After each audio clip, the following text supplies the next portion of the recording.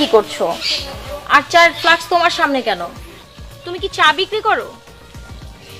না, হ্যাঁ বিক্রি করি। চা বিক্রি করো মানে? এই, তুমি না আমাকে বললে তুমি একটা ভালো কোম্পানিতে জব করো, চা বিক্রি করো, এটার মানে কি? হ্যাঁ করছি, এখানে চা বিক্রি করছি। আবারও বলছো চা বিক্রি করছি। তুমি আমার সঙ্গে কেন এরকম প্রতারণা করলে? সমস্যা কি তোমার বলো? না, আমার কাছে মনে হলো যে এটা খুব ফ্রিডম একটা বিজনেস, এটাও একটা ভালো জব, ভালো টাকা ইনকাম করা যায় চা বিক্রি করে। কিভাবে করা যায়? আমি একটু আগেও তোমাকে কল করলাম, বললাম আমার সঙ্গে দেখা করার জন্য, তুমি বললে তুমি নাকি কাজে অনেক বেশি ব্যস্ত, তোমার স্যার নাকি মিটিং ডেকেছে। এই তোমার মিটিং করা? কথা বলছো না কেন? রাস্তার পাশে দাঁড়িয়ে দাঁড়িয়ে তুমি পার্কে এখানে সেখানে চা বিক্রি করো, আমার ফ্যামিলির মানুষজন দেখলে তোমাকে কি বলবে? এই, আমার বাবা কি অ্যাকসেপ্ট করবে তোমাকে? তোর মতো প্রতারকের সঙ্গে না আর যাই হোক কোনোদিন রিলেশন হয় না। তুই আজকের পর থেকে আমার সাথে কন্ট্যাক্ট করার চেষ্টা করবি না, ছোট লোক।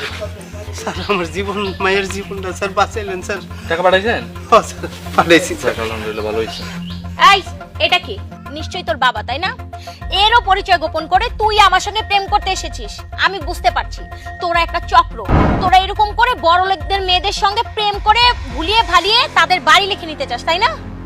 ভালো অ্যাক্টিং জানিস। আর এই যে আপনি, এটা কি হয় আপনার? নিশ্চয় আপনার ছেলে, তাই না? না না, উনি আমার ছেলে দিতে যাবো কি লিগা? ওনার আপনি চিনেন? উনি আমার মেয়ের অ্যাক্সিডেন্টের কথা শুন না, উনি আমার টাকা দিয়ে সাহায্য করছে।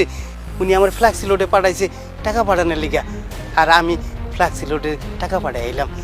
আর এই যে জিনিসগুলি দেন না, এগুলি হ্যাঁ না, এগুলি ছাড়েন না, এগুলি আমার আমার আমি এগুলি দিয়ে গেছি স্যারের পাহারা দিতে।